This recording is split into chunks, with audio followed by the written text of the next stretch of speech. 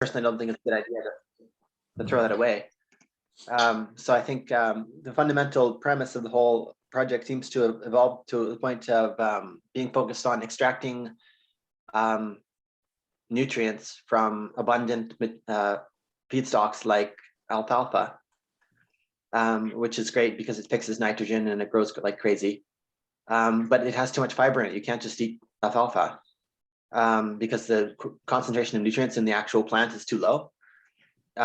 Even if you juice it, I don't know what the fraction of nutrients in the juice would be, because it might be too much water and not enough stuff. You'd have to drink like 30 liters of stuff to actually get anything good, right? To meet your calorie and protein needs for the day. The other downside is that there are anti-nutrients and toxins present in most plants. Not in thistle, apparently.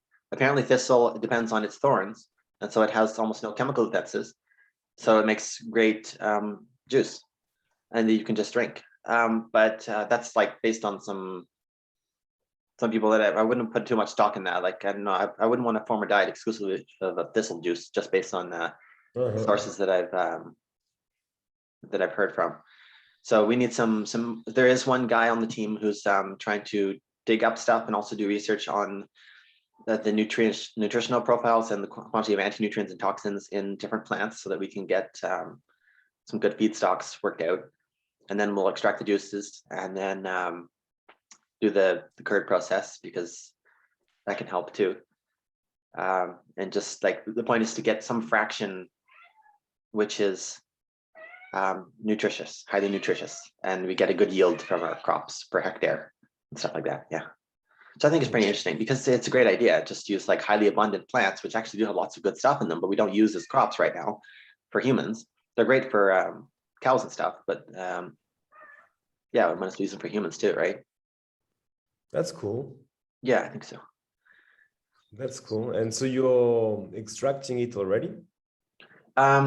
Yeah, Phoebe has done some experiments with a juicer, like a commercially available grass juicer, like for getting stuff out of wheatgrass and stuff, getting the juice out of wheatgrass.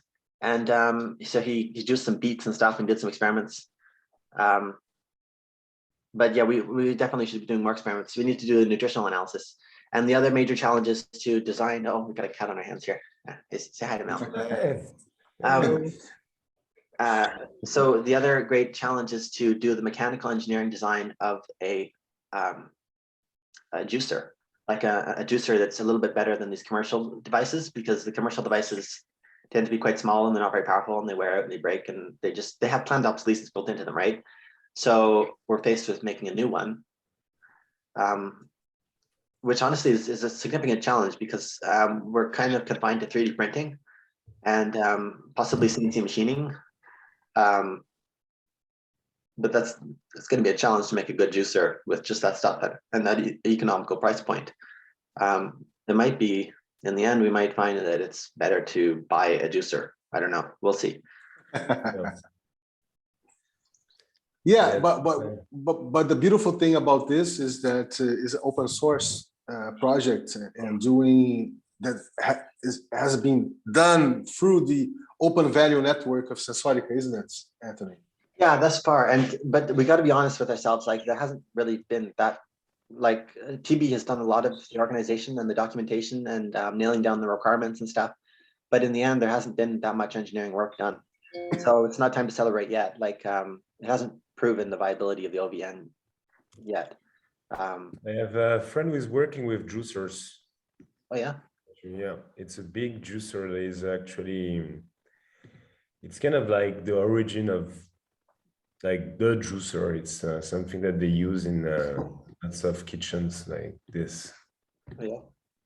It's so it's a centrifugal kind. Yeah, the centrifugal kind. They don't extract as much of the juice. They kind of waste a lot when it goes into the.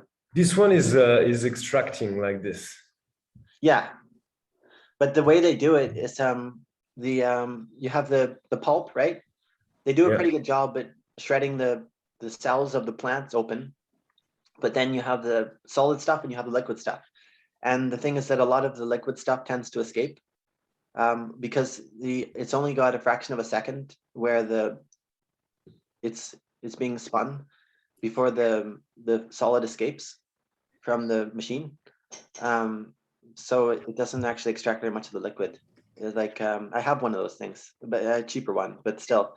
And they use them. They are very simple. They do have many advantages. They use them at these booster juice. There's one company that uses them. There's a juice stand. They offer all kinds of juice for sale. But they're not as efficient. I don't think it would work with alfalfa, at least not very well. You'd end up wasting a lot of your good stuff. That's the thing. So the other option, sorry, go ahead. Have you heard of a company named Spin? No. So they are coffee makers. They developed kind of a system that is using, it's kind of a system where you can actually use for coffee. Okay. Because the biggest issue with this kind of, with coffee in general, is that like you need to have a connection between the coffee itself. Now you've got the roasters, you've got the challenge of the beans that are all different, and then you've got this thing of like people liking espresso, people liking like filtered coffee. And it's pretty cool because actually the way they did it is that you can actually like do both into it. And the machine was made in a way that it's a spin. So it's spinning in a way that it can actually extract and make this mix of the coffee while you use it. And actually this coffee machine is directly connected to the people who are roasting. So you can have something stable in terms of like you as a roaster, you can say what kind of coffee you would like to make and what's the best way and recipe to produce a great coffee out of those beans. Okay. And then you can directly send it to the machine in a way that like the machine is actually able to do that. So for juice, you would be able actually to reproduce something similar. And actually these are working as well as if they were nodes. So they are also working in a way that they also have inside a node that is able to, that will be able to host the internet. So it's a very interesting format. Yeah, like you're sort of trying to more tightly control the chain between the farm and the actual eventual cup of coffee. Yeah, like the process. But then what's amazing is that like the coffee maker, like the producer of coffee, he can actually receive directly from the coffee lover, because actually like it can become a coin that then you can have like for coffee. So like every time you make a cup of coffee, the farmer gets a crypto coin? Yeah. Okay, that's kind of cool. And the person who is making the coffee, you have a complete view of what's the chain that is happening, because that's the big thing. Like right now, is the middleman in this kind of commodity stuff. Yeah. Like coffee, you got more traceability of the supply chocolate. Chain. It's always you have no traceability, and like who is getting all the money is the middleman. Yeah, that's a good point. Although we still have suppliers. Hey guys, we're with Sam here. Hey Sam, what a pleasure, man. Hey Sam. Hey, happy Friday. I'll try to turn on my video. I'm a little worried about connection, but good to see you guys. It works. Good to see Sam, the post-production of the OCAST experience that you had is becoming beautiful, man. You're gonna love it. Yeah, Sam was the temporary host for the 6th OCAST experience, Florian. Yeah, I heard it. I heard it. Yeah, it was fantastic. Actually, hearing it again, wow, was great. We can talk about that if you want, but let's continue here, because Anthony and Florian are in a very interesting discussion about juicers or type of juicers. Or coffee traceability, the long global supply chain of coffee and chocolate and all kinds of other commodities too, right? I don't know how cryptocurrency is really going to help a whole lot with that. I mean, I'm sure they've been, it's a great idea, but you still have to have actual suppliers that aren't ripping off the farmers at some point, right? So one of my friends runs Cloud Forest Coffee. It's called Cloud Forest Coffee. And he works directly with the farmers of coffee beans in Ecuador to import the beans and roast them and then sell them in a coffee shop. So he's going all the way from farmer to coffee shop, like cup of coffee in the coffee shop. That's cool. Yeah, but these are pretty rare case. So I mean, it's not having a major impact on the world, right? What's the name? Eco Coffee? And it's called Cloud Forest Coffee. Cloud Forest Coffee. Yeah. And the coffee is from Ecuador. He's Interesting. yeah, he's a really interesting guy. He's just this one entrepreneur who's just been working away like not like crazy, like on a part-time basis for many, many years to make this happen. And he's been successful. Yeah. Wow. Yeah. Yeah, so I mean, it's a lot of work to get all that stuff done. I'm quite surprised at his persistence. And there he is. Francis is his name. He's in the picture there. Cool. Oops. Yeah. Okay.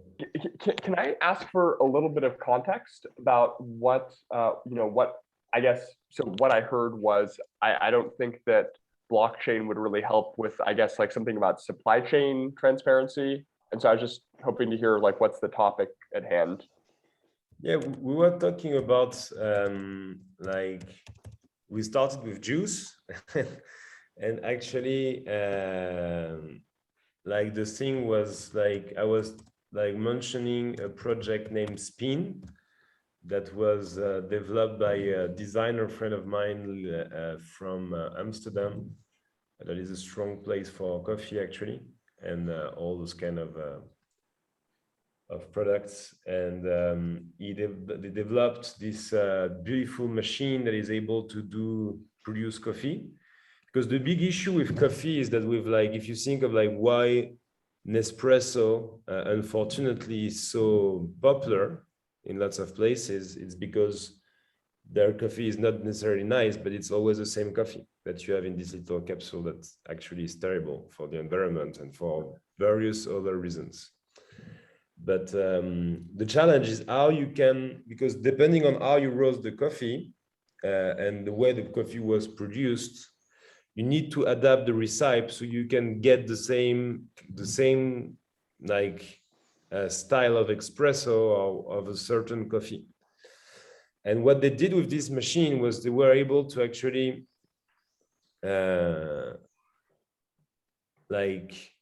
develop a system where you can have directly included as along with the coffee, the kind of recipe that you can then scan at the moment that you put the coffee in the machine.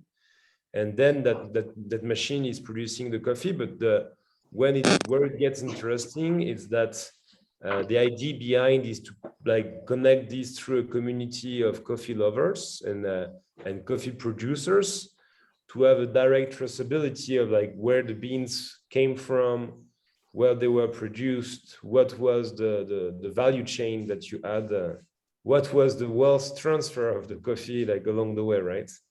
Yeah. So that's an interesting case, and they were looking in using, I don't know if it was Faircoin, I don't remember, a certain technology for this traceability, and also they were thinking of like connecting the coffee belt with the farmers having like internet nodes to host actually even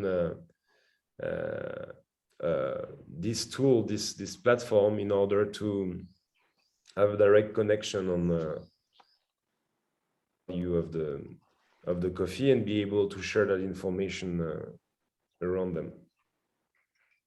And so thank you so much for that introduction. And I suppose my question is, where is the trust issue that a blockchain is required if this is kind of a community of producers and coffee lovers, as opposed to just being able to kind of publish the data within a community of kind of enthusiasts and peers? I think if you have a unique identity and you have like a single sign-on on this platform with like trust and a reputation system, you don't need blockchain actually. You don't need much blockchain, or you need just something very simple. Yeah. Okay, I totally agree. That I was confused, and something I wanted to. I completely agree. No, nothing else to say there. Same page. Yeah. No, it's I don't know. The truth is that blockchain is bad for most of the things, actually. Like, we should not be using blockchain. Like, everyone wants to recreate everything right now. If blockchain is the most stupid thing ever, because actually, like, for the huge majority of the things, it's just a very bad system using, like, where you end up reproducing like 10,000 times the same information. That's not something you would like to do, actually. So especially the processing overheads and the environmental damage of current proof of work approaches, which are very common, it's a usual approach.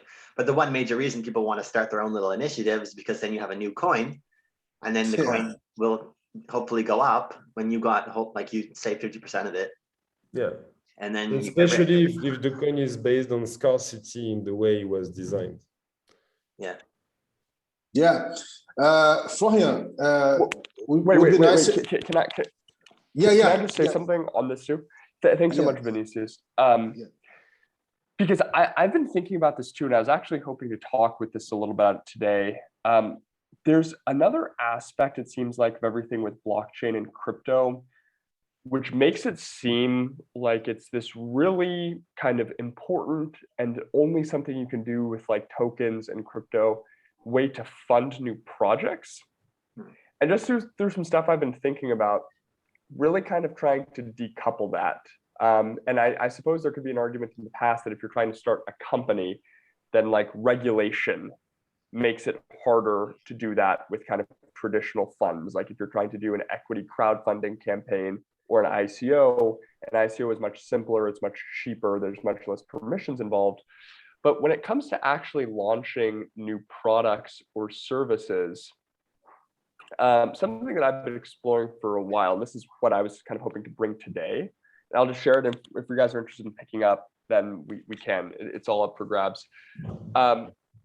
Basically, just the idea of being able to fund things that are not yet created, but which will create future value by selling discounted access rights to those things in the future. So an example from a conversation I had yesterday, it's with an NGO in Kenya. This NGO in Kenya has been around for about 18 years. They have helped a lot of the local farmers adopt regenerative farming practices for self-sustenance and to kind of feed their families and feed their relatives.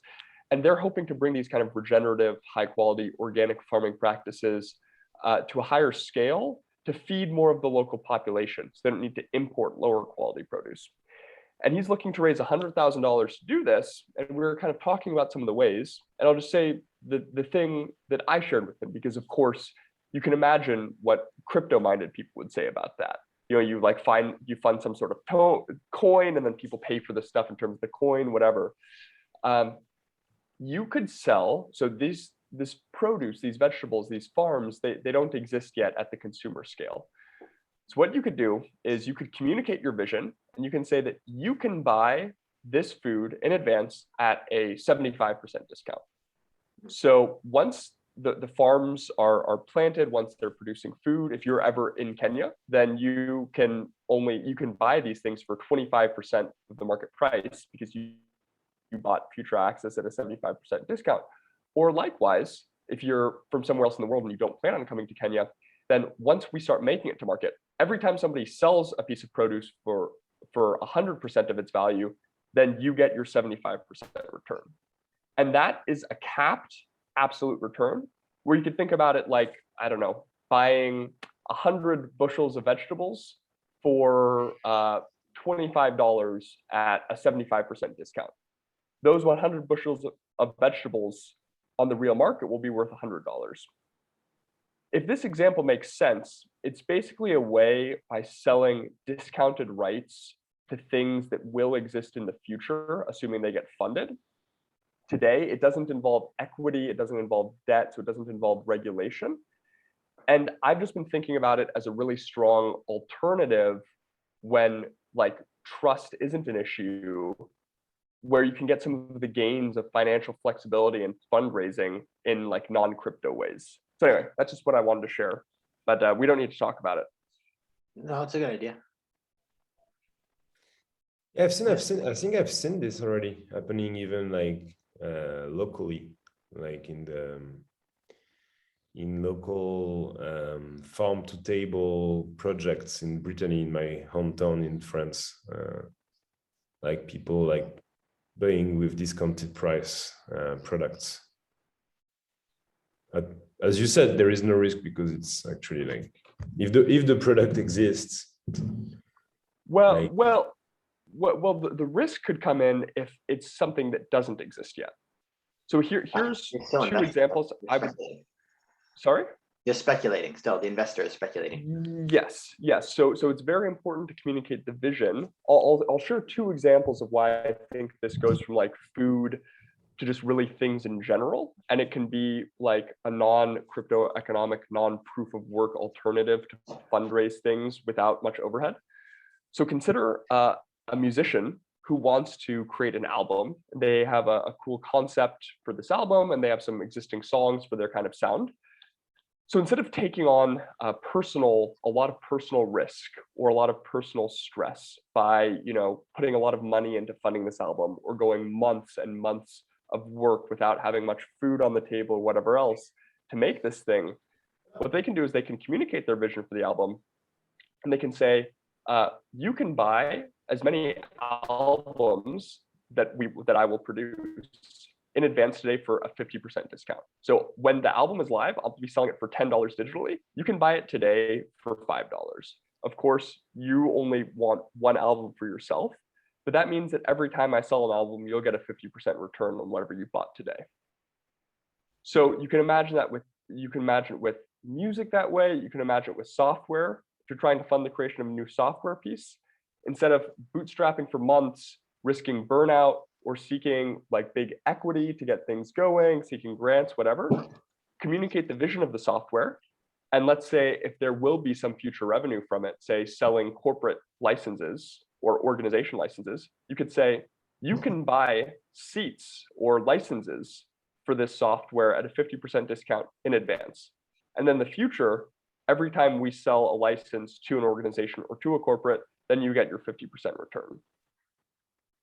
Yeah, so it's kind of like Kickstarter, but it's like different because you can also get the monetary return just by forfeiting the actual object and letting the entrepreneur sell it and then give you the difference.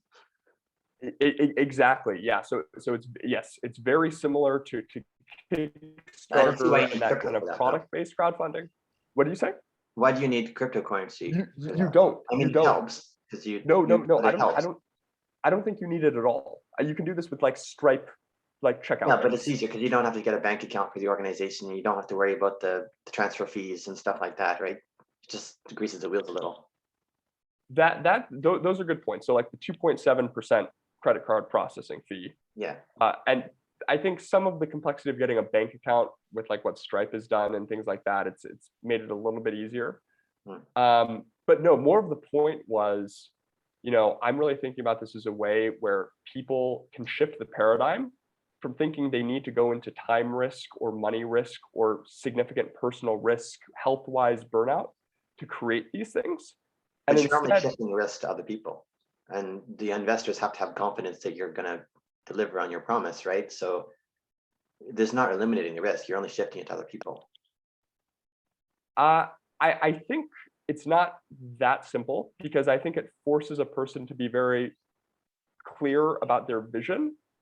Yeah, but it also reduces their own personal liability because if they fail on their mission, it's not their money that goes up in smoke.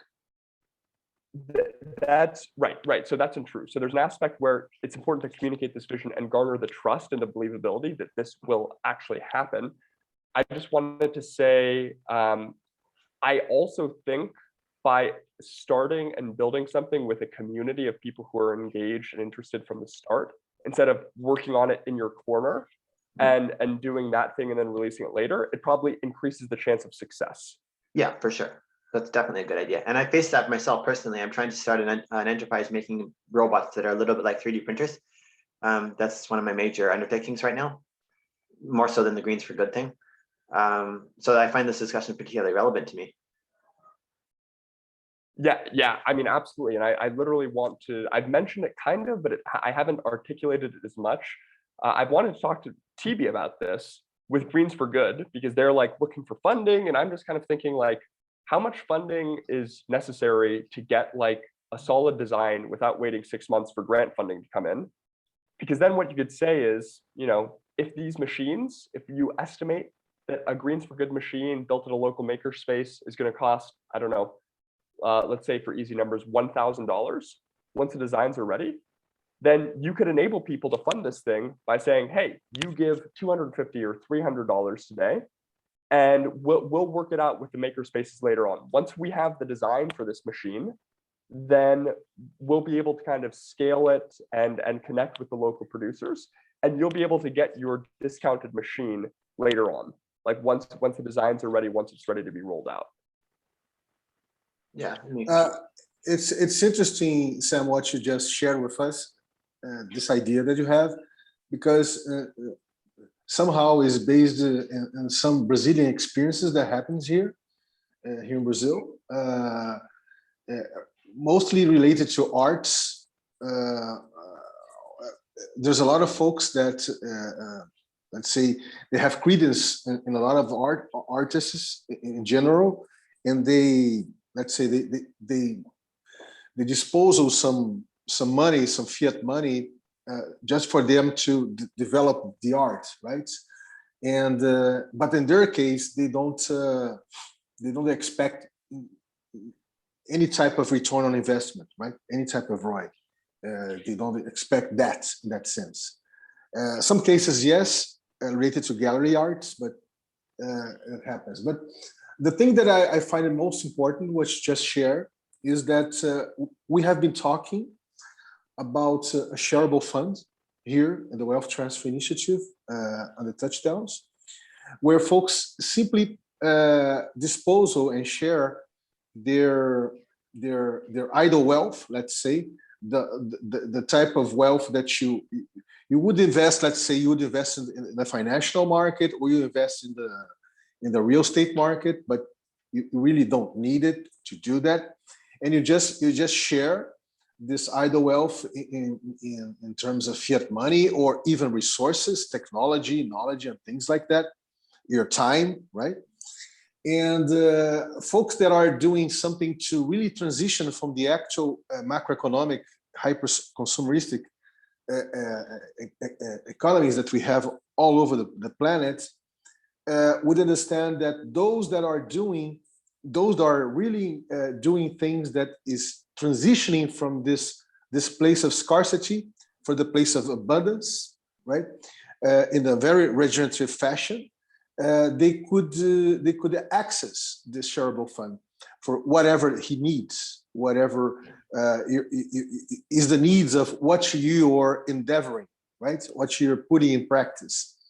And we have been talking this here in the Wealth Transfer, and TB coined a phrase called that is something that is related to post-rationality, in the sense that it doesn't, you don't use the same old drivers of the economics as we know it, right? And it's based on the trust that everyone has, that everyone is doing what it needs to transition to a new place, of wealth, not the actual one that we're embedded in. I don't know if I made myself clear, but that's the idea, that one of the ideas that we're trying to develop here. And it's not, it didn't come out from thin air, right? We have been doing experiments here in Brazil around this. And some touchdowns ago, we talk about Taudao, that it's actually doing this with the Shareable Fund to produce content, right, in a very decentralized manner. And folks that gathers around, they simply access what they need in terms of fiat money. It's not crypto, fiat money, and they start producing all sorts of contents related to the regenerative movement and the peer-to-peer movement, right? So we're doing this experiments. We're not only talking about it, we're doing it. So it's very interesting that you came with this idea, because we didn't have time to contextualize you how we are evolving with this. Actually, me and Tibi and Laurin, we are developing some design facilitations to understand how this process can be done for everyone that is interested to make this experiment a reality for your endeavor or for what you are trying to make it happen. So that's it. I don't know if I was able to because today I went to sleep very early, and my mind is not so working so fine. So I try to put it in some words and contextualize some words for you guys. It makes sense. It makes sense. Thank you for sharing. It makes a lot of sense. It's very interesting to think about. I like how unstructured it is. I think that is, I think there's a little bit, so, and this could be assumed from the start, this could already be implied. So I think that with the lack of structure, as well as going beyond money, so you have the shareable funds that can include, technology or IP, or potentially, like a property where people can come and stay, or time, like time and skills that are willing to contribute. I think it makes sense there, because it does seem that, there's a lot of people across this movement. I'd be curious to see how this works in reality, where you have some people who are more, who have more money and less time. And you have some people who have less time and more money. More money and less time, or more time and less money. Right. And so for like a person like myself, I wouldn't have a lot financially to give to a shareable fund, but I'm already like spending all of my time doing these types of things anyway. And so for me, it's only a matter of, if somebody convinces me that it's a really important thing to focus on, like for any given discrete work project, that's what I will put my time towards. So I wanted to say that. And then I think that's also, there's a little bit of a separate use case where if you have something more concrete in mind, and potentially you need kind of more funding or whatever else, potentially within even a community like this, just as Anthony said, thinking about low friction ways that you could facilitate funding, where more on the rational side. So I guess that's very interesting, is there's a description between the post-rational kind of, I trust this is going to make sense putting my money or my time that's available into this. And then there's also the more rational, where I'm making a strategic choice. If I believe in this project that this person is proposing, enough to put some funds towards it. Yeah, I mean, the idea of this post-rational thing certainly sounds like it's worth thinking about further, but I wouldn't jump into doing it. Like, as an investor, I'm not going to throw my money into this idea that I can trust them to just do whatever it is they're supposed to be doing. Yeah, but in the case that we're talking here about, Anthony, is people that are related to the regenerative movement and the peer-to-peer movement, people that are really transforming a lot of lives of a lot of people in a very regenerative way. So the ROI would be, the return on investment would be the transformation of people's lives, right? And not only people's lives, but communities' lives, and tribal lives, and city lives, and go on. It's a great idea. I mean, there's a lot of people with a lot of disposable money in this world, and especially with the crypto and like the recent investments, like real estate going up by 30%. There's a lot of people that have a lot of spare cash. But I don't count myself among them, fortunately. I guess it's just not about me, just fine. Yeah, one of the core ideas is interesting enough.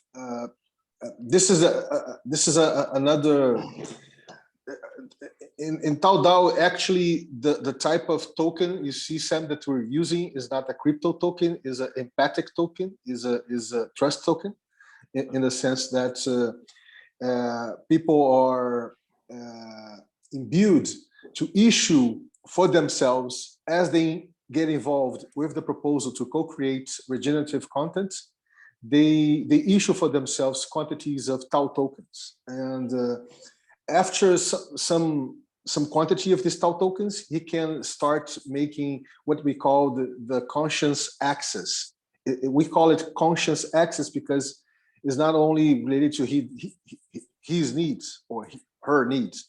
It's related to the ecosystem of Tau DAO as a whole, right? So he has to look around and see what other folks are doing. He has to understand that the Shareable Fund needs him to be a guardian of it as anyone that's shared it fiat money, IOL fiat money there, or even in the sense that it can be open for anyone that can come around, right? Anyone that desires to be around, to have this experience, let's say. And it's interesting. It's almost a year that it has been happening, and still the Shareable Fund is up. We have about 22, 23 people involved with it. It doesn't scale in a massive way, but it's getting a very peer-to-peer interactive way, right? Because you need to culturally understand the proposal, right? There's a cultural shift in understanding how it works, because you're not being paid, right? You're not being employed. You're not doing something for an organization, right? You're doing something for a shareable and co-creative network of folks related to the regenerative movement, and there's a peer-to-peer movement. So actually, Chibi is very fascinated about it, and we made a type of wormhole between Sensorica and the Tau DAO environment, where you have a channel of Sensorica there. So he's already having a lot of conversations with folks over there. So it's very interesting. But you see, this is not only related to Tau DAO. This is, we want to do this as a whole. Actually, Florian and me, we are putting in practice. We're trying. You see, that's the fringe part of it, right?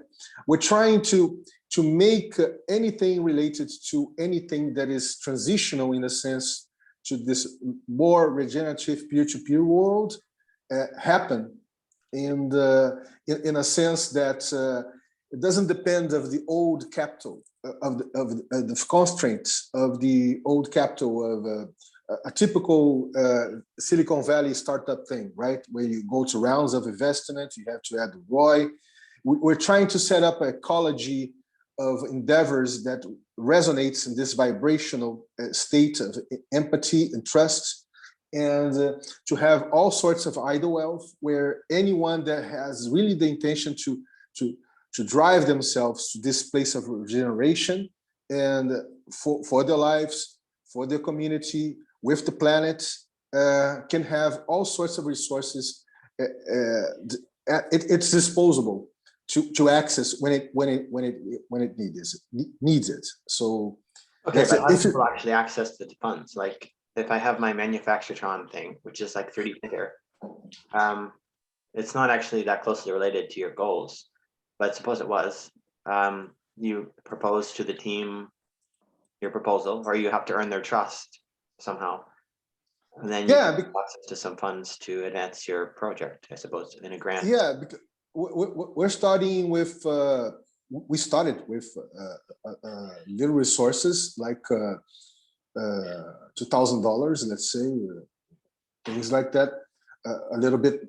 But the thing is that we're proving with time that this is possible. There's a change of mindset. There's really a change of mindset in people's perspectives. Since the pandemic, it became more visible and touchable for everyone. Everyone is very exhausted the way that we still are living our lives, right? So it's interesting because you see, Anthony, if you, it's a relational thing. It's an interactive and relational and organic thing. So it's not a contractual one, right? so in a black and white thing that we do in business as usual scenarios. So if you come acquainted with the proposal, if people get to know you, in the case of Taudao, if you want to produce any content in the regeneration scene, you pass through a dynamics, a process called people backing, right? What it is you simply share your vision, like Sam was talking about. You share your vision of how your vision and what is your intent to produce that sort of content, regenerative content. And if people identify themselves, they support and they activate it. We call this people backing, right? And so you can start accessing what you need in terms of knowledge, technology, and whatever, even fiat money or even crypto money, if it's the case, to make your production happen, right? So that's the actual thing that is happening. So it's not a theory, right? I'm just sharing with you what has been happening. So, hey, Lauren. Hey, Lauren. Everyone, We've got a bad connection, Lauren. Yeah. Hey, Vinny, can I follow up on what you were just talking about? Yeah, of course. So that makes total sense in terms of the people backing. Once again, I think there's a lot to be learned from the example of people putting out what they're trying to do and immediately connecting with others, immediately getting feedback, and working on this with a community of resources. Those resources can be technical or artistic or financial or whatever else. In terms of actual, well, it relates to all things. I mean, it relates to time as well, but I'll say what I was thinking about in terms of money is I'm curious. I think there's a blend between post-rationality and rationality, which could be effective. And I'll explain why here. And it also gets into a little bit of what you and Anthony were discussing before, something I've been thinking about. So researchers, and this is, you can say this for what it is, it's a number, are thinking that the long-term cost of carbon dioxide in the atmosphere for every ton is about $100,000.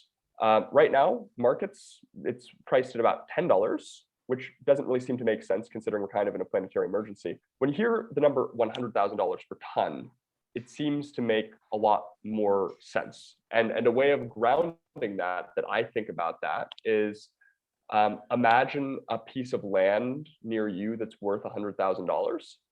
For every ton of carbon we emit, and the global average is, for every person, 4 tons per year. In North America, it's about 20 tons per year. For every ton of carbon we emit, imagine a piece of land worth $100,000 near you going from that piece of land into a dead zone, or underwater, or burning up, or completely eroding. So, and I say this, and I could actually introduce the project in the context for this. I'd be happy to if you guys are up for taking a look. Is, it's a project, it's a tool intended to help people coordinate for local regeneration projects on the ground. And I've been thinking about ways to foster adoption or engagement for this. And of course, some of the things that come to mind are potential stakes. And you could have that, in the terms of a co-op share or a stake that comes with a profit share. You could have that in terms of a token. You could have that in terms of an equity crowd fund. But here's the thing that I'm running into, and this relates directly to Vini, you're talking about the impact of transformation, and Anthony, you're talking about what is the kind of real dollars on investment. So say that you get 1 million people to each invest $10 into this kind of project. Best case scenario, each of their investments go 1,000x. So each of them get $10,000 in return based on their $1,000 of investment for this like regeneration project. So each person who is like kind of focusing their action on improving the value of this token or this share or this stake, they can get up to a $10,000 return. And yet in real life, they can get a $100,000 return in real value, and that's the value of land or food productivity, whatever, for every single ton of carbon that they reduce from their own lives. So then there's the kind of low-hanging fruit. There's the very easy thing to communicate of, invest in this in this blockchain project or invest in this co-op. As it's more successful, you'll get a stake. Some part of people's attention is focused on like the stake they have. And again, best case scenario, 1,000x. That could, a $10 investment could turn into $10,000. $1,000 investment could turn into $100,000, or excuse me, $100 investment could turn into $100,000. And yet, by very simply reducing the amount of emissions in their own lives and the lives of people around them, they create orders of magnitude more value. Yeah, and I've just been. I think I've read about that recently. There was somebody else who was talking about that. But the problem is that the value doesn't go directly to the individuals. It gets spread among all of the people of humanity. So we have an incentives alignment problem, same as we've always had with greenhouse gases, right? I mean, yeah, theoretically, it benefits people to reduce their emissions, but the value is spread among a large number of people, right? Okay, so wait, well, so two quick things, because there's parts of that which are correct. The order of magnitude of value is probably 100 times greater, going from the individual stake to like reducing carbon emissions. So it's spread among a greater number of people, but it's also orders and orders of magnitude greater. And the way that value hits home is in terms of like the chances that your house is going to get flooded or not, the food productivity in the place around you, the cost of food prices, what it costs to live. So that all comes from a long-term point of view. And again, like I think the numbers are there that it makes significantly more sense. And even let's take a step back. Let's not even talk about carbon emissions on their own. Think about the value of increasing your stake in a co-op or a token, or increasing the value of that share, as compared to just preparing you and the community around you for the changes that are to come.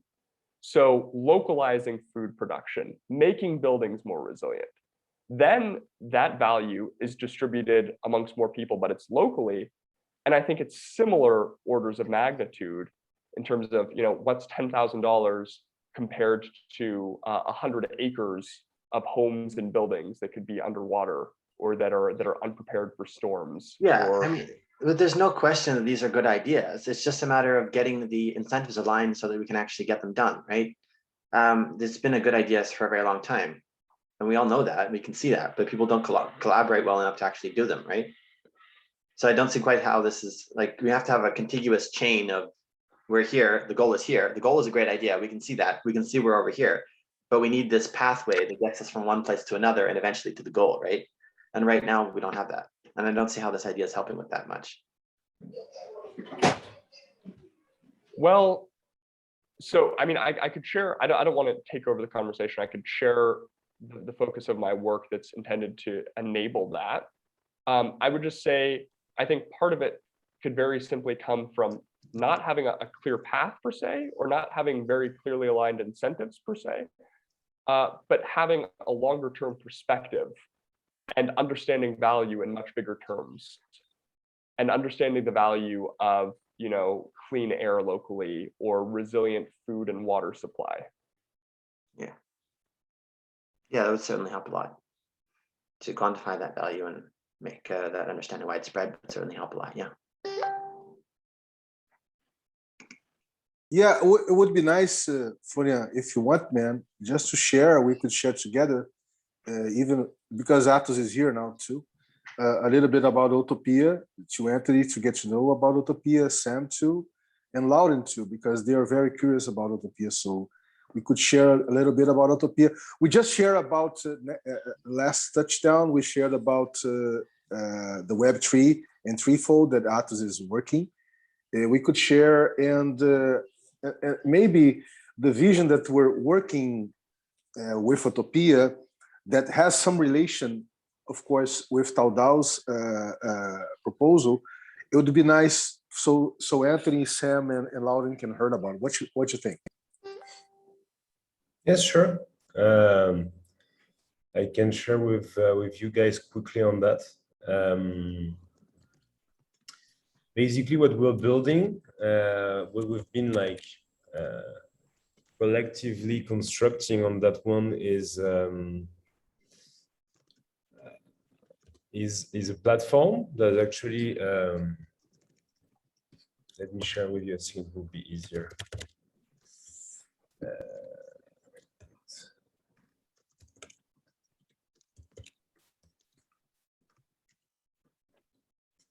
What we're building basically it's an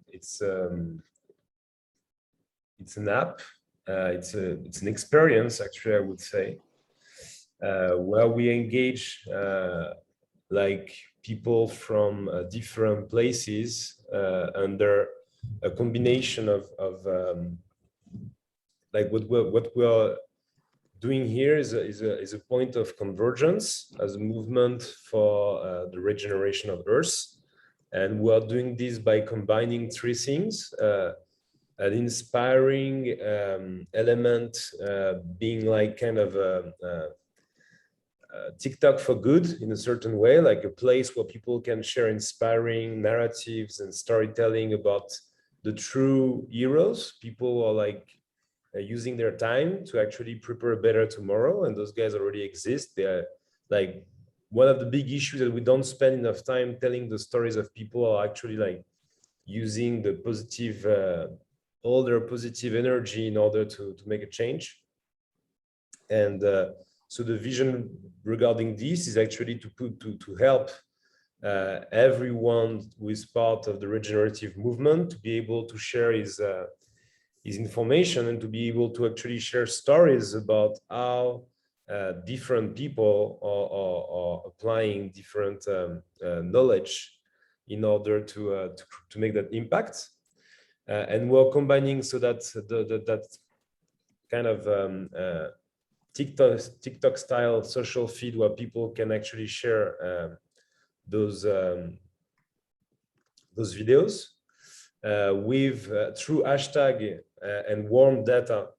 We are combining that with a learning platform where actually we're gathering lots of skills, life skills education regarding the same objective of regeneration.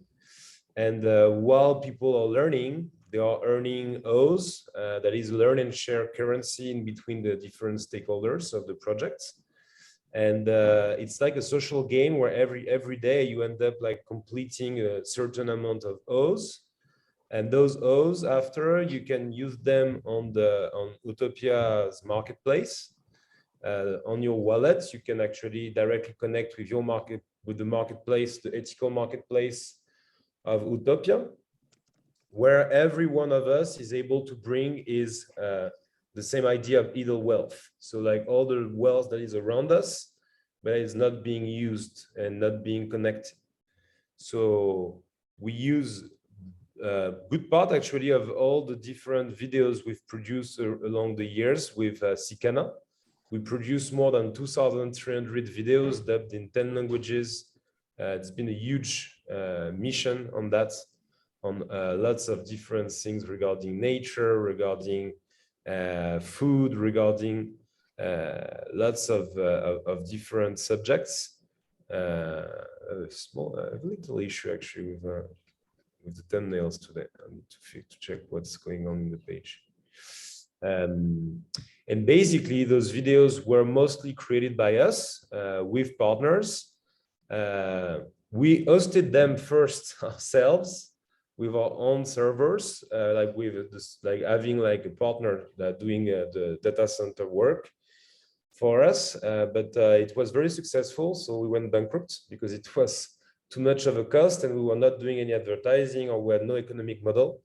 So basically, all those videos and all this information, and plus all the information of the people that want to be part of that, would be aggregated as well here on the learning tracks that you will have on that experience.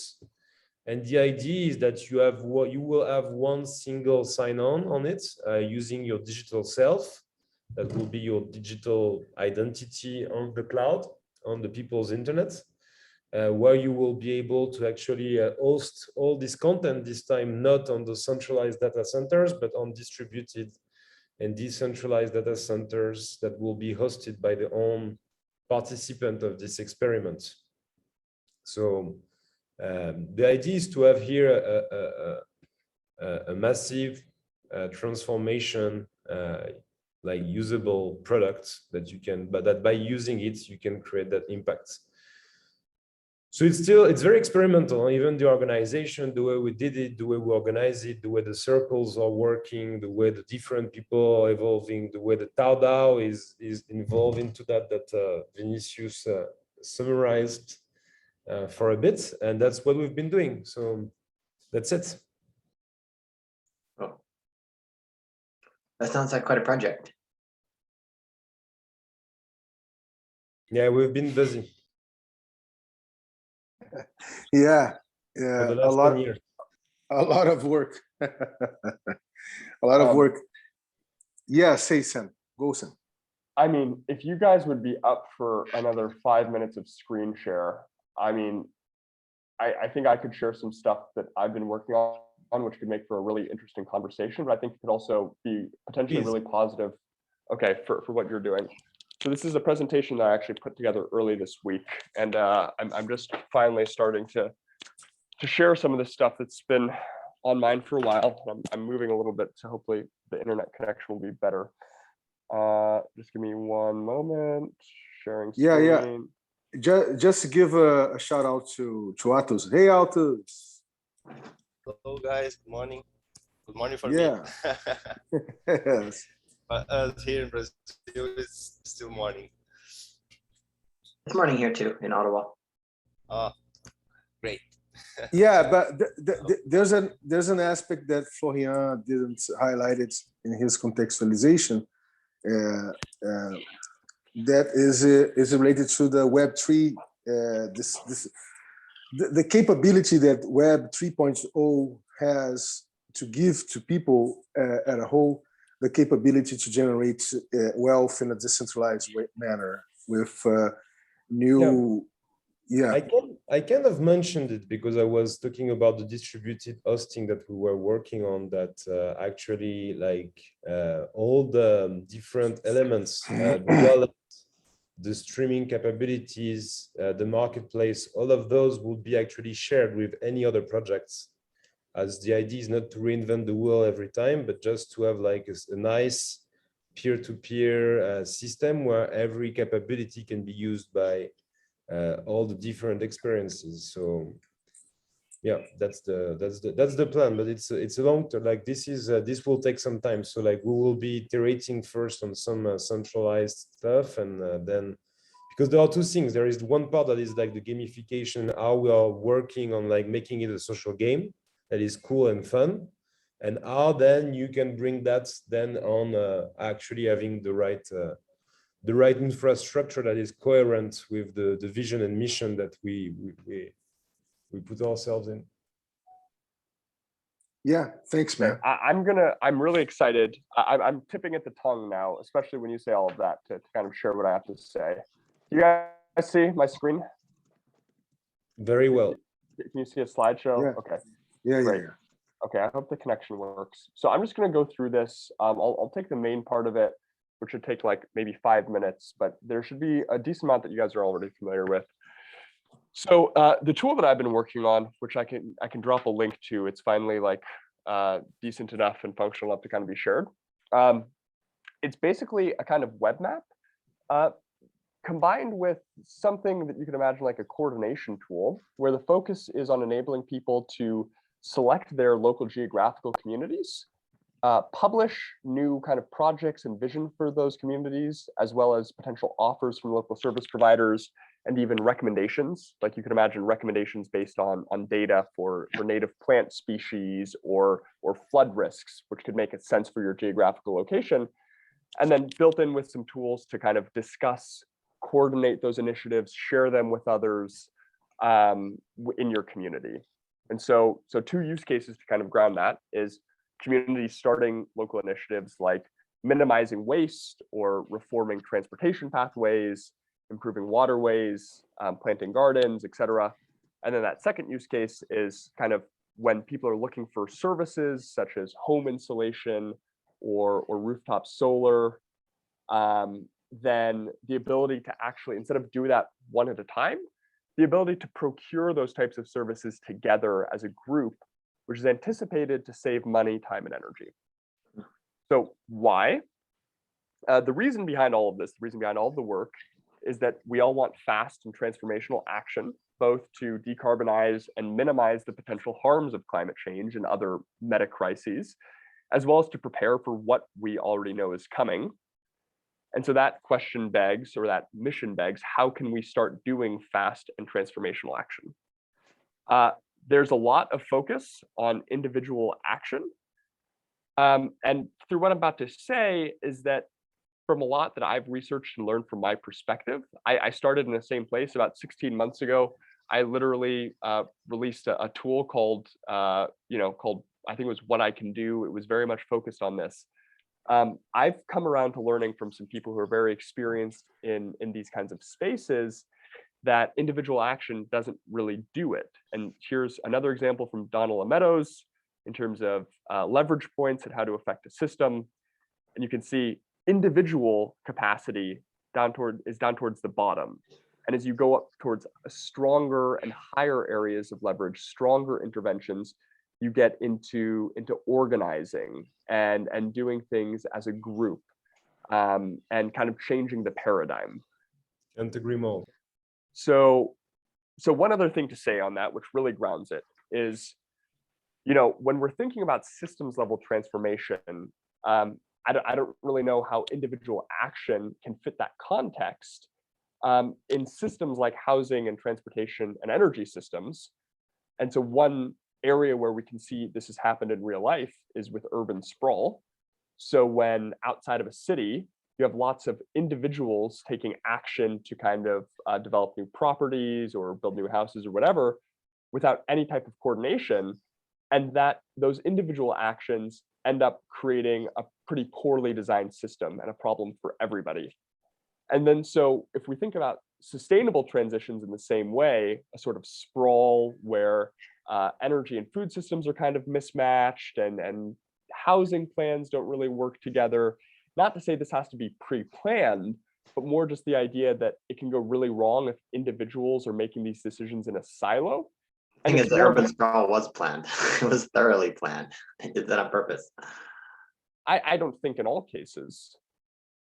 Okay. Well, I mean, my understanding of it is you have kind of a mature urban setting, which has kind of been there, it's developed to a certain point. And then there's kind of this free-for-all building around the outside, which leads to basically sprawl and kind of getting into the environment and degrading local environments. I could look more into that, but I appreciate the check, Anthony. Anyway, so moving on from individual action. So, and thinking about kind of systems level approaches, something that comes to mind for a lot of people is government and how government can intervene. And there's times when this can work really well for systems level transformation. And in particular, it seems to work really well when it's kind of introducing new standards on industries. So the US in the 70s, they had a fuel economy standards legislation, which meant that car companies had to increase the fuel efficiency of cars every year by maybe, 2%. This worked really well until Reagan stopped it in 1980. The US is kind of considering this again right now. And there's other cases where government action does not work very well, such as kind of far away government officials deciding to pave over local neighborhoods for road expansion and highways. And that's not just kind of like wishy-washy, like, less cars. That's like very clear value that's lost, that's measured in public health, in real estate values, and probably economics and GDP as well. So I don't need to go more into kind of some of those problems with government. So that's kind of led me to a perspective of, how can we do systems level transformation without waiting or relying on government, which has a chance that it wouldn't go well anyway, and also doing it through local stakeholders who have the best information and who have the most skin in the game for these decisions. And the answer is, if it's possible, similar to what Anthony said before, because it doesn't really seem very possible today, outside of a few great examples that we hear of now and then, is by doing this ourselves and by coordinating this ourselves in our communities. I don't actually know if I want to go through the rest of this presentation, but just kind of there's some obvious things that we can suss out, is if we can manage to coordinate in our local communities to affect systems level changes in terms of, not just planting a garden at my house, but having gardens at several houses, or even thinking bigger and thinking about connecting with local farms for kind of local food supply. Or instead of just thinking about, solar panels on top of my house, thinking about how, 10 houses or buildings on a street could work together to have an energy system, which ends up working quite a bit better. I wanted to, let me see what else is in this. So there's a lot of money that can be saved when thinking at community scale as individual scale. This money can be saved in terms of lower project acquisition costs, which can make up a bulk of construction.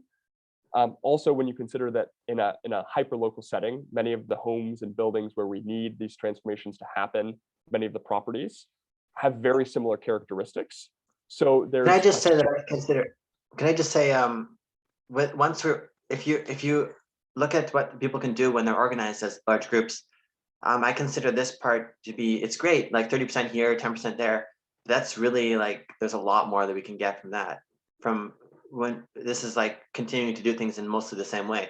But once you have a group that's organized and can think and act as a single organism, all kinds of options open up that are much more interesting even still, I think.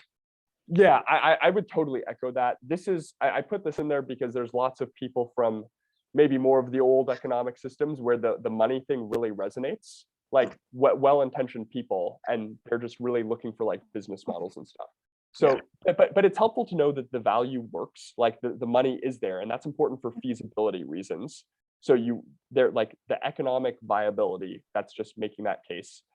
And really fundamentally, as you were saying, Florian, there's a lot of power and there's a lot of responsibility when it comes to this kind of local organizing. But if we're not going to do it, that means somebody else is going to decide the future of our local places and what those transformations are going to look like. Yeah. And who else would we rather have do it than ourselves? So it's about local self-determination. And I'll drop a link into the chat into the kind of alpha beta level tool that this has been working on. But I really wanted to share this here following the Utopia presentation. And I'm saying this as a peer is, a lot of that seemed focused on individual action. And I've built similar types of things, and I see like venture funding going towards very similar types of things. Everybody, or a lot of people, are trying to build stuff which is focused on what you can do as an individual. And I think it's really important that we're kind of looking at how to enable this missing piece and this missing capacity of kind of coordination that Anthony mentioned earlier. Like, if you can get people to do that, it's great, but it's been like impossible up to now. So that's Sam, all.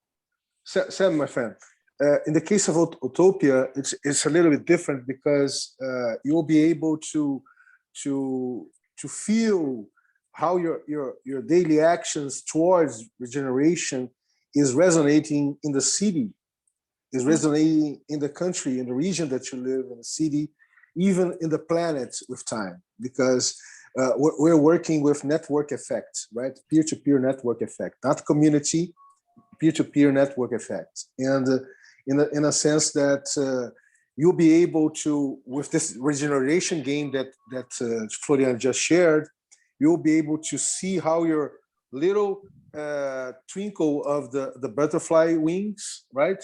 your twinkling your butterfly wings will be connected with other twinkling of butterfly wings of everyone. I'd like to react on your presentation, Sam. So first, great work. It was very interesting to understand all the rationales.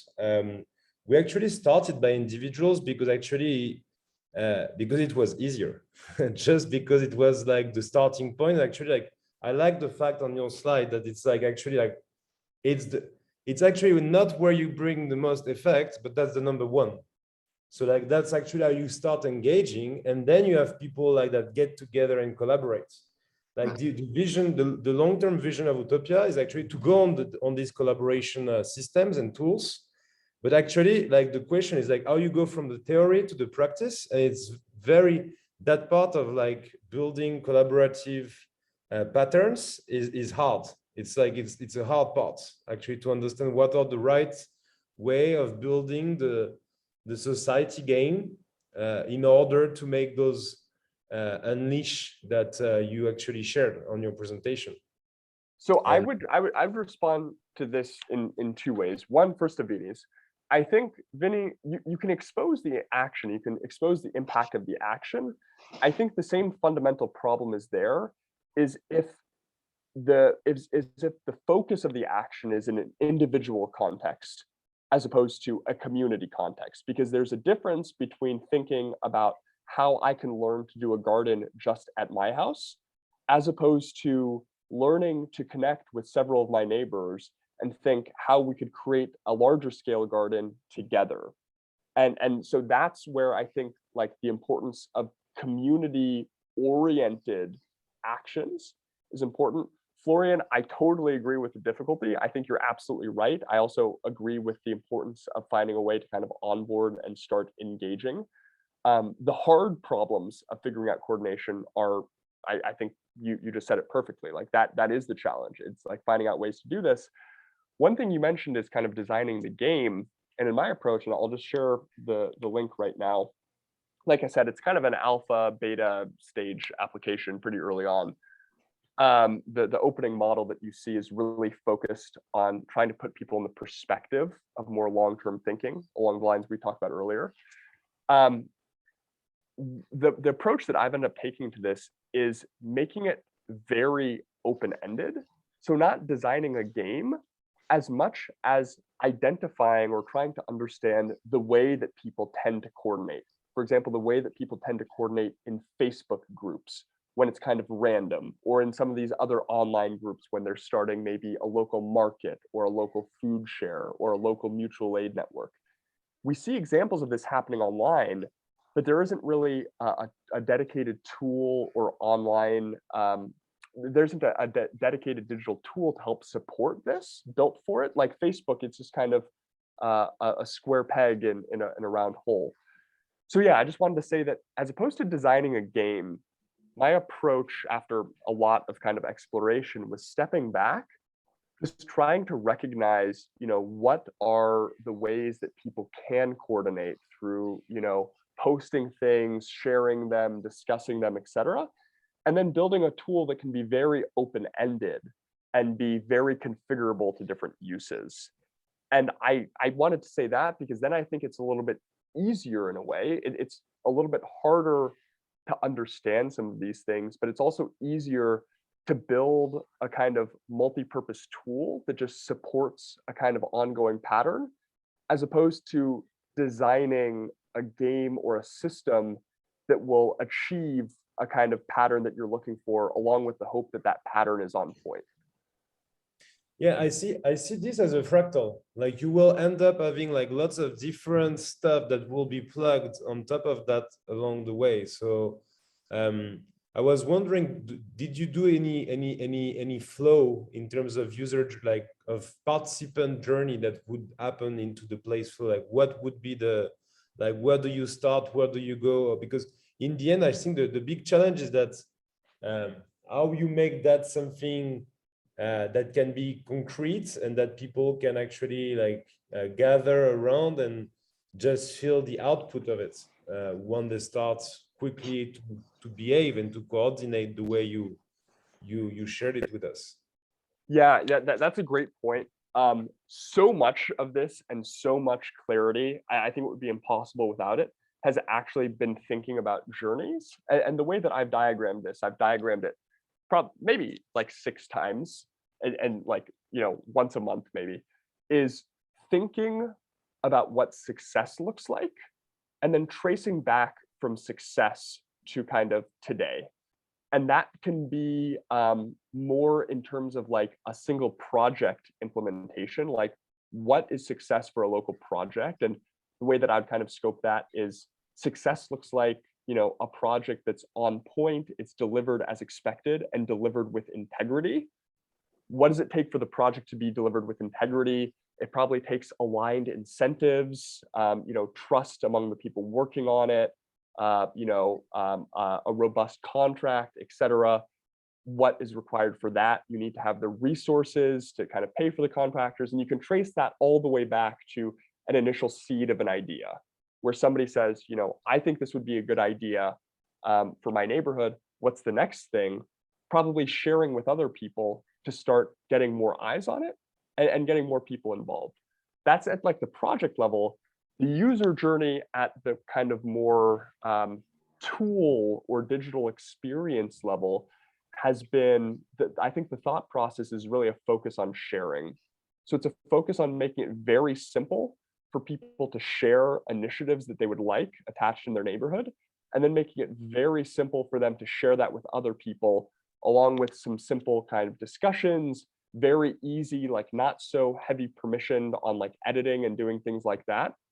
So you can just have the experience of opening up a link and it opens a map of your local community and you see what this person wanted on there. And you can start thinking about it and talking about it. And if you're the third person to share the link or to receive the link, then you can share it with a couple of other people who might be interested.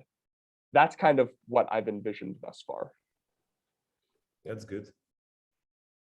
Yeah, let's keep the flow on that one together. I think it's interesting to understand how we can plug those things, because I think it's good thinking here.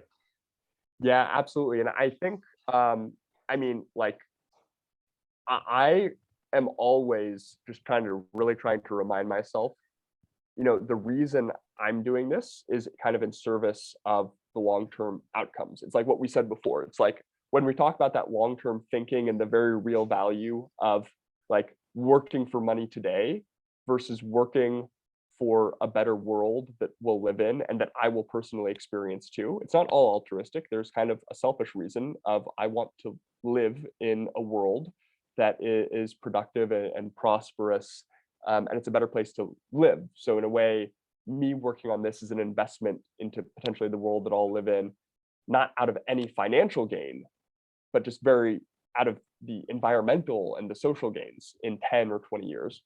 So I just want to say along those lines that I'm not really thinking about this as like a business. There's possibilities for commercialization. There's possibilities for like, I don't know, a very small commission fee, which could fund like development of the platform, etc. My perspective on life in general is to avoid rent seeking on these things. So I'm kind of grappling with the fact that I've spent a lot of time doing this and a lot of work and a lot of energy. And I did the opposite of that thing of communicating the vision up front and like not putting all of the risk in. I didn't do that. So that was a learning from my own failures. But anyway, with all that said, yeah, on what you just shared, I think there are two things. It's like, one, you need to have a sustainable model. It doesn't mean that it's based on accumulating profits at all. It's not the idea, but you need to make it in a sustainable way so you can actually share the outcome of what you're building with the different participants of it, so that actually you can keep growing the model and hacking the current system you're trying to change. And regarding what you said, instead of this selfish reason of willing to live in a better world, actually I think it's a good way of looking at it, because in the end, like people are tired about this like apocalyptic narrative, like the world is gonna end, like let's go fight climate change. Like it's just like it's not working. And like the thing is that like you need to actually touch people with their hearts and just like like engaging them on actually building the world they want to live in. That's it. Like just like that selfish reason that actually ending up putting ourselves in this place maybe can be also the one for the same reason you just mentioned that can put us out of that, right? So yeah, and the reason why I started talking about those things, I just wanted to say that, you know, my mind is in two places, but I like to hold myself accountable to the fact that I'm willing to share anything.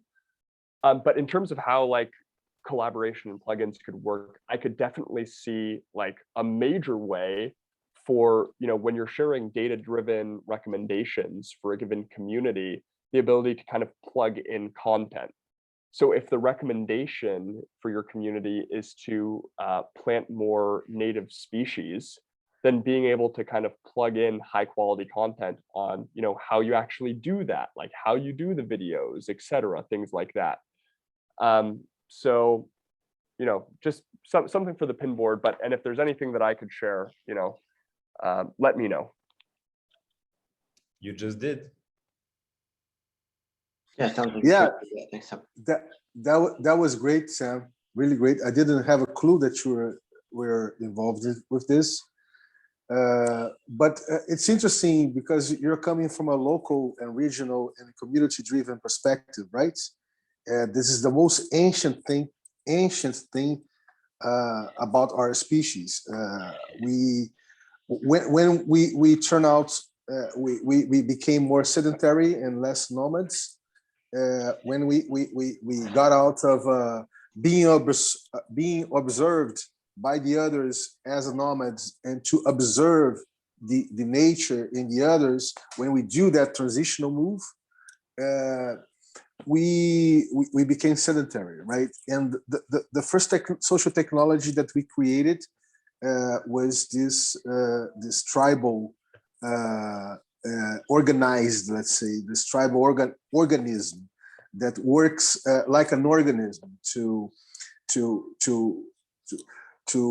feed itself, but it doesn't extract, right? It doesn't go to the extraction mode because you have a relational mode with nature as a whole, let's say. It's very interesting that you after all your journey, you came back to that point, right? But I would add that in my personal experience in the last 25 years, I've been working in a realm that is not a local realm, is not a global realm. The global is very captured by macroeconomic structures, right? When we talk about the global.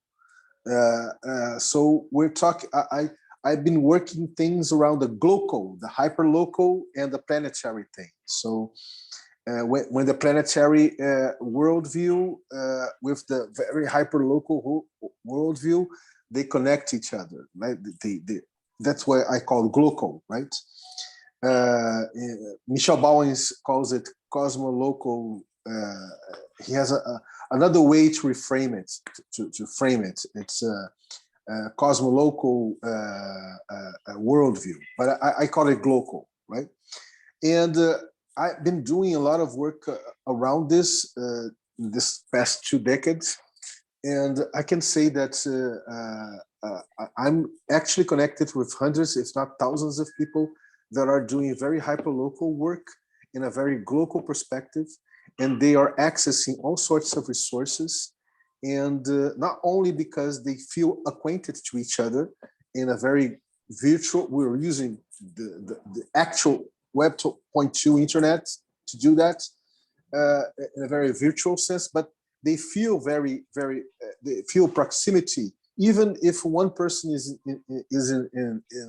in France and another is in Brazil and another is in Nigeria, and they nurture all the things around the project and the initiatives that I'm related as a global community. So it's really interesting. I'm just giving you a glimpse of the things that I've been involved, just to share with you, to understand that it's possible to develop this global perspective coming from the hyper-local perspective, going to the planetary one.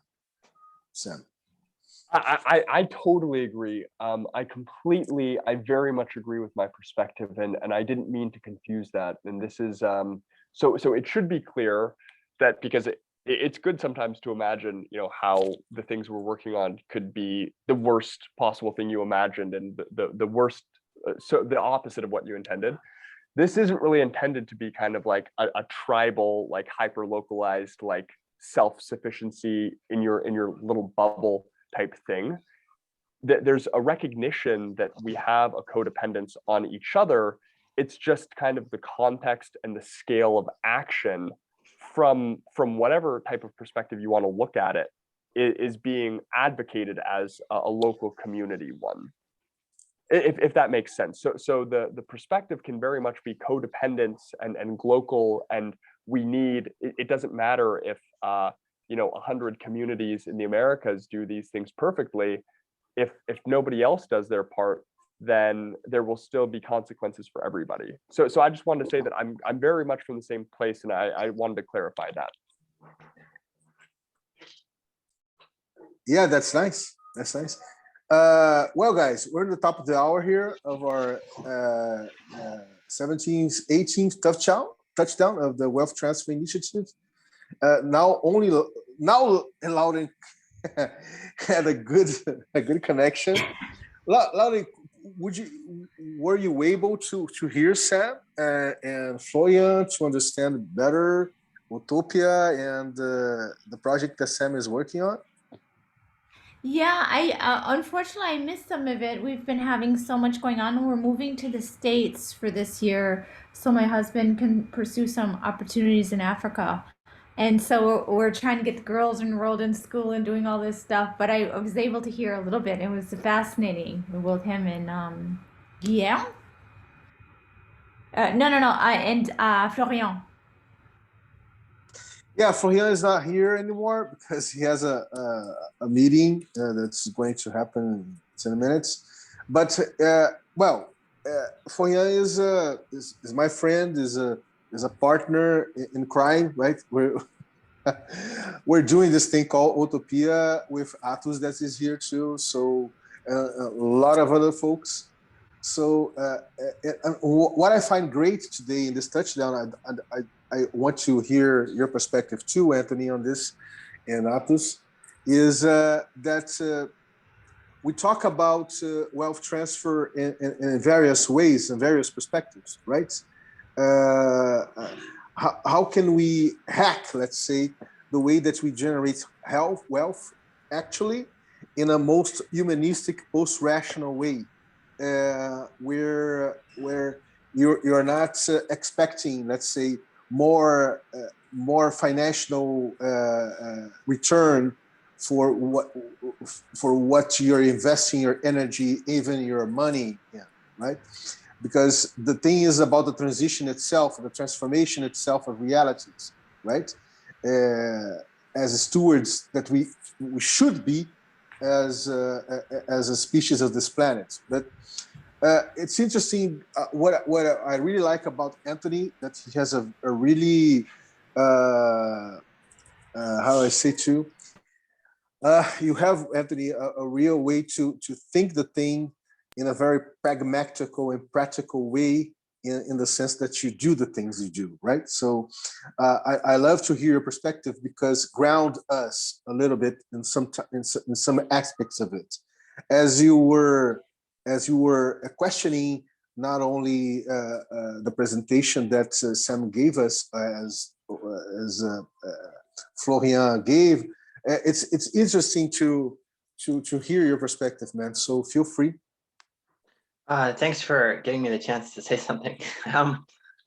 I gotta be honest, like, I guess part of my pragmatic approach comes from, in a way, it's just like my own difficulty of keeping up with these extremely abstract concepts sometimes. Like, some of them are pretty out there, and that's part of what I like too, because it gives the free that we accept that as a group, gives us the freedom to talk about things that are more interesting.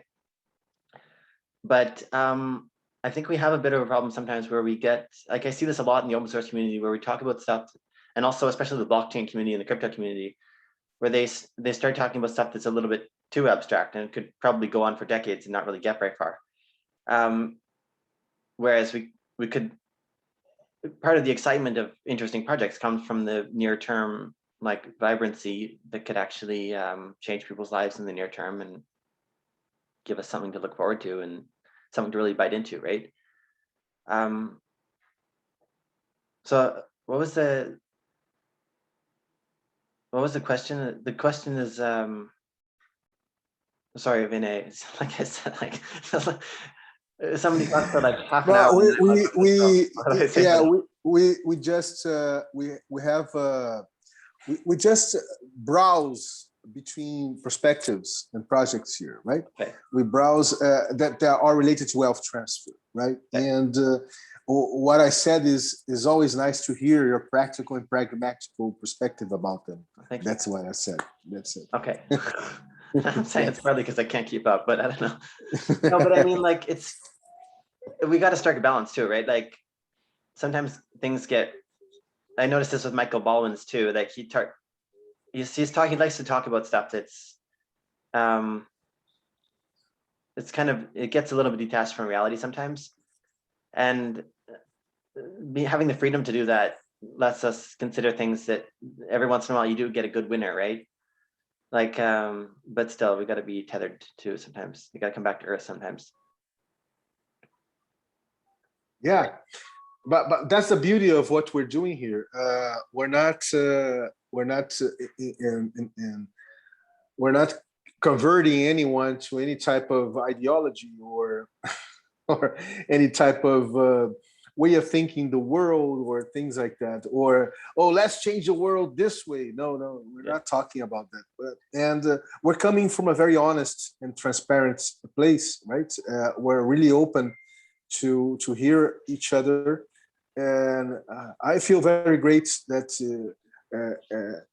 of everyone that is coming to the touchdowns, because they come really in a place to hear type of the so-called empathic listening, right?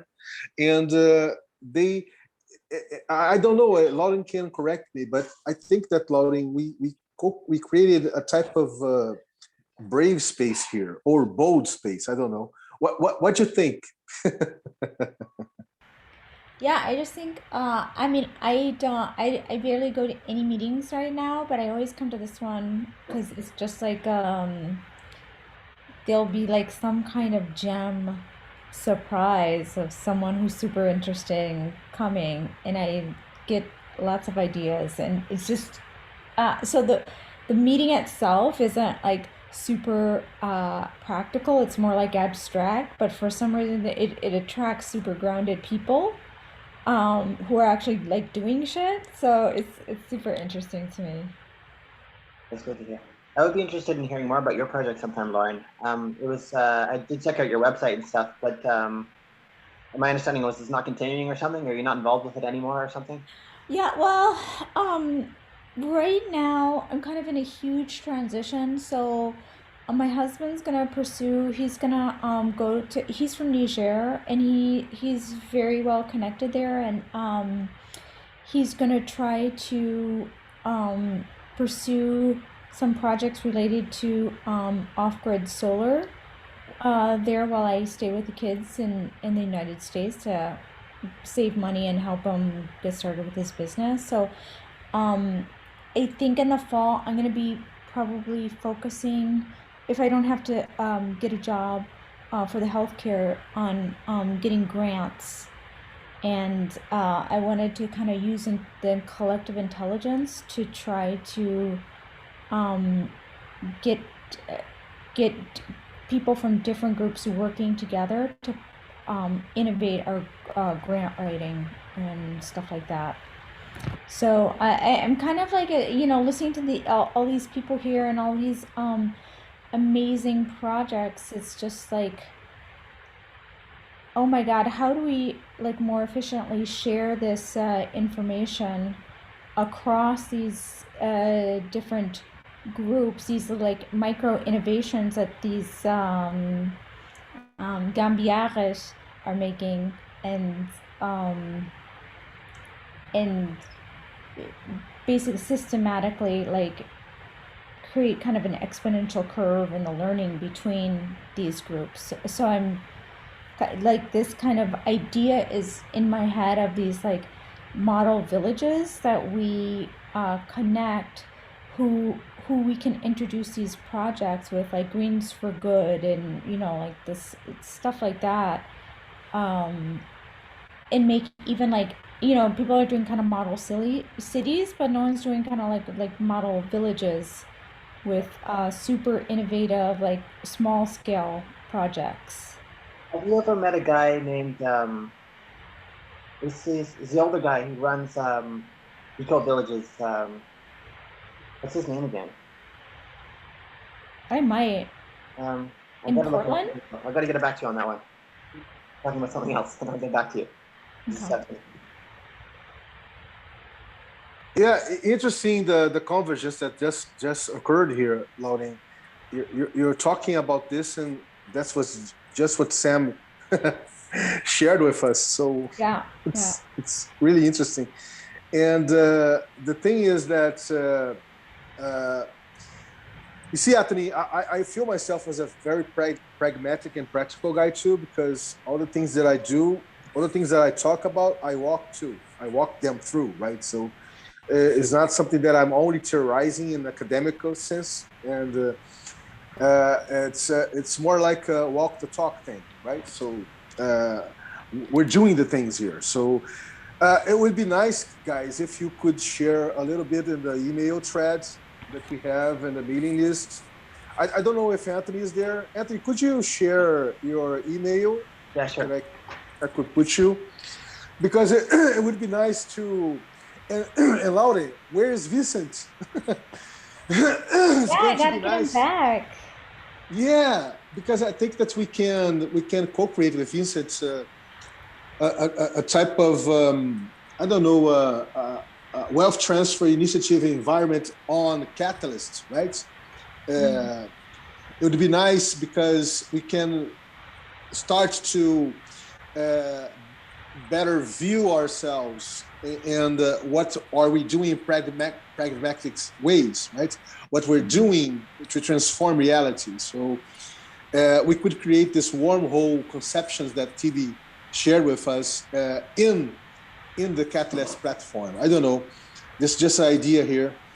And we could use not only the OVN, the Open Value Network that Sensorica has been using.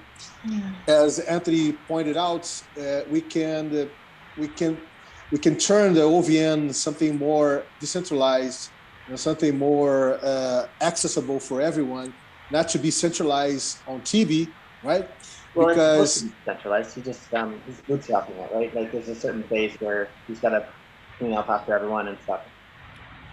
Yeah, but what I'm saying is that if Vincent has the knowledge, and as Atos has the knowledge as devs, just to transform this in a way that's more accessible via a conversion platform like Catalyst, I don't know if Anthony was with us. I think he wasn't.